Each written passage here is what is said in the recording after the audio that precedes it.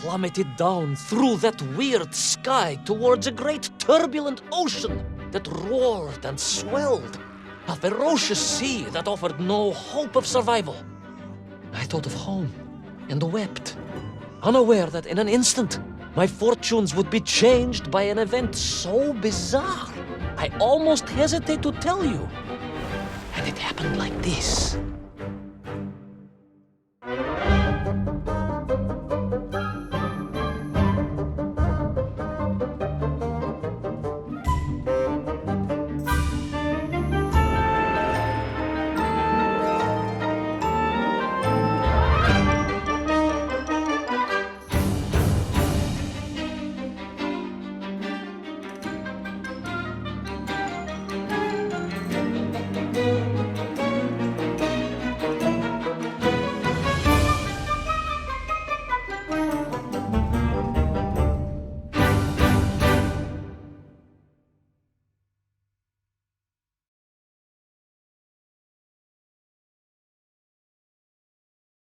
A giant whale? It was huge, General. You were swallowed by a giant whale. Yes, General. You look remarkably well for a man who was swallowed by a whale. I am blessed with a strong constitution, General.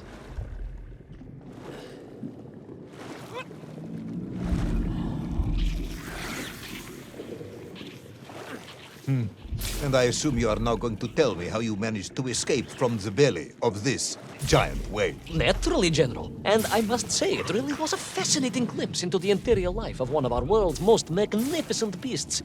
I consider myself a wiser man after this experience.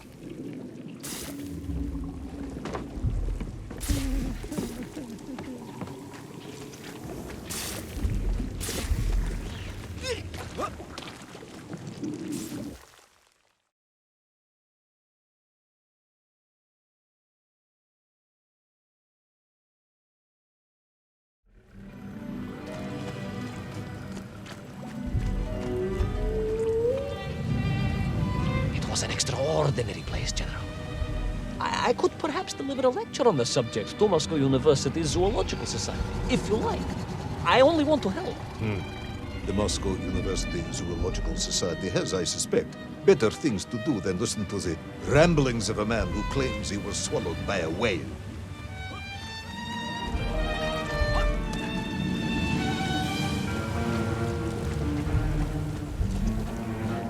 That is a shame, General. People can be so closed-minded. I, on the other hand, had little choice but to hear you out. For your own. That is a shame, General. People can be so closed-minded. I, on the other hand... That is a shame, General. People can be so closed-minded. I, on the other hand, had little choice but to hear you out. For your own sake, Ivan Ivanovich, I must urge you to be brief. Absolutely, General. I will tell you directly of my miraculous escape from the belly of the whale. You simply won't believe what happened next. That is becoming a dangerously overused phrase, Comrade.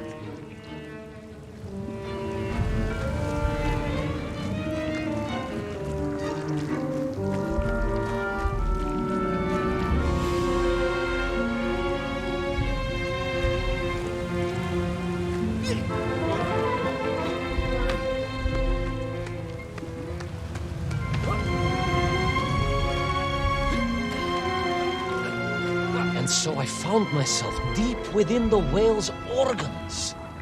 A strangely beautiful place. A sort of fleshy wonderland. A glade of polyps and globules. A landscape as awe-inspiring in its way as the forests and mountains of Altai. Oh, my home, General, that I yearned and longed for and only hoped, as I hope now, that I might one day see again. I think we're all longing for home at this point. Oh, with warm slippers, a mug of steaming Zbitzin, and a roaring fire. Not far from home, trapped inside a monstrous fish with only the strange and evil-looking worms that infested its gut for company. With only one's dedication to one's country and mission to keep one from falling into despair. But no, General, I could not. I had to escape, to find little Orpheus and my way back to the surface and home.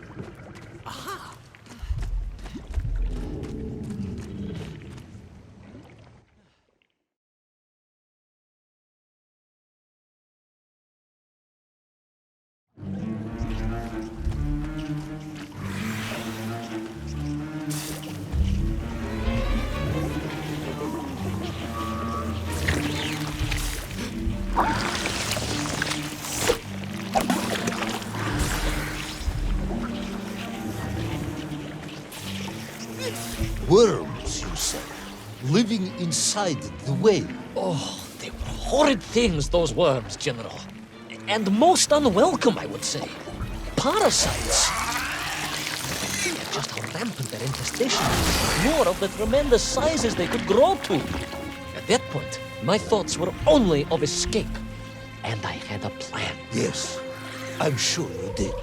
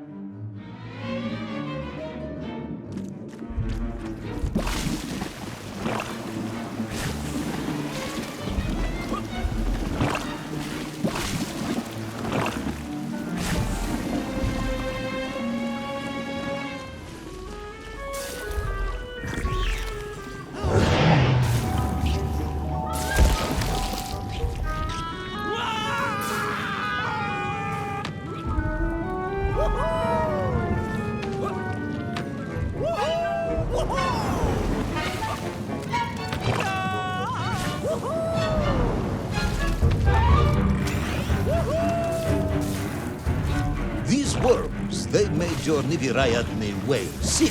Wherever they attached themselves, the flesh began to turn gray and die. It was a truly distressing sight. And I resolved myself to assist the whale by removing the leeches wherever I could find them during my escape.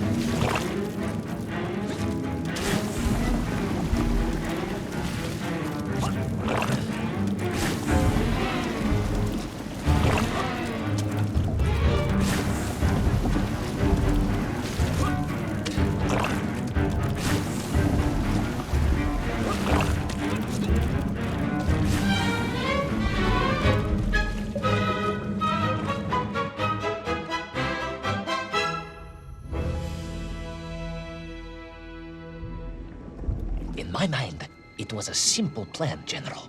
I would climb up through the whale's throat, into its mouth, then wait until it opened it to feed, and swim out. Ah, yes. Brilliant, Ivan Ivanovich. only one or two minor flaws with it. For example, did it not occur to you that the whale will likely be deep underwater when it ate? We bravo, General, but I am a strong swimmer. As a child, my parents would take us to holiday near Irkutsk, where we took constitutionals in the waters of Lake Baikal. In fact, my mother often called me her маленький морской котик.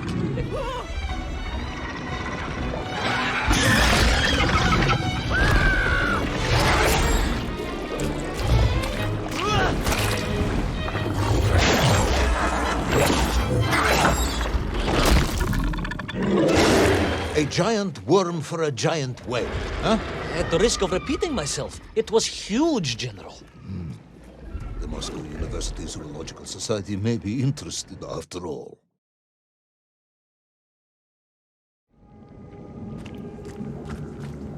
Let us take a moment, Ivan Ivanovich. Your ridiculous plan to escape through the mouth of the whale failing, you would now have me believe you had embarked on some misguided crusade to free it of the worm infestation. To what end, exactly? When one suffers, we all suffer, General.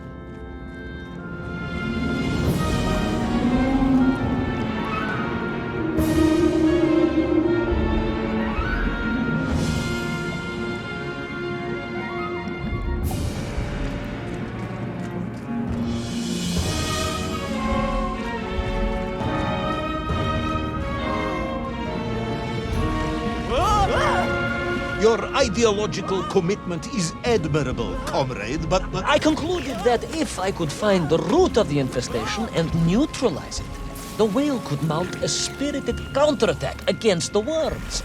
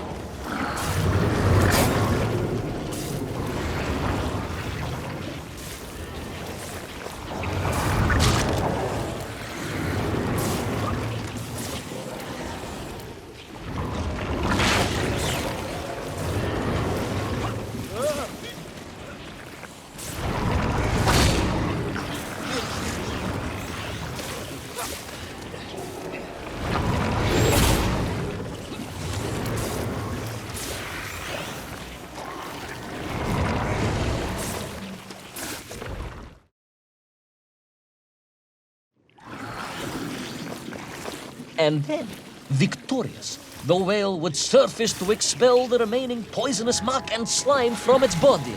And at that point, I could escape through the nearest convenient orifice. In this case, most likely the blowhole. That is the most revolting thing I've ever heard. General, we are Russians. We have withstood the sheer force of nature and history and emerged triumphant. An expedition through the nasal sphincter of a gargantuan whale is nothing to us.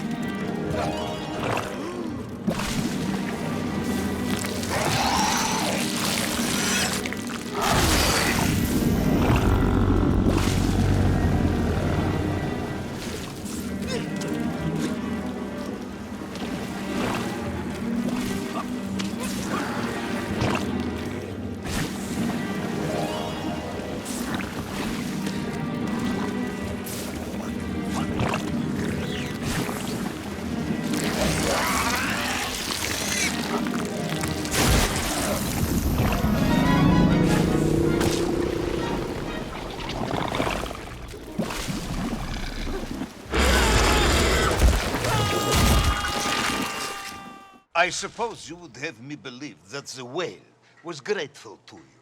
Oh, well, General, that would be presumptuous. I doubt it was even aware of my presence. But I had more immediate problems. For if the whale might have been relieved by my actions, the worms were enraged. Worms Furious. Worms Incandescent. do not feel Violently indignant. emotions. Demented, General. Deranged. Enough!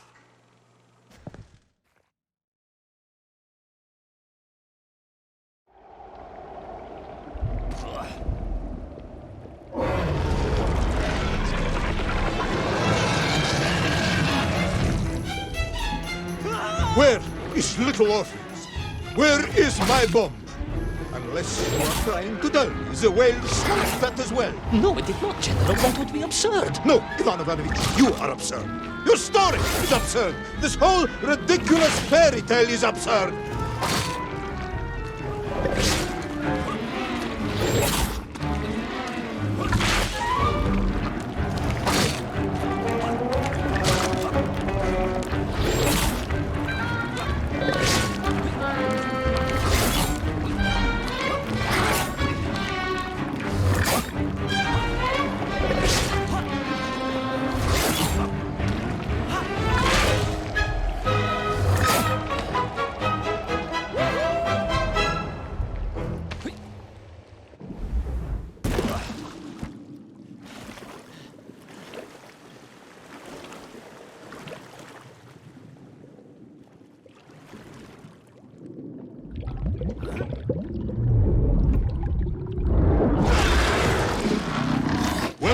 Brave yet foolhardy hero escape the furious worm?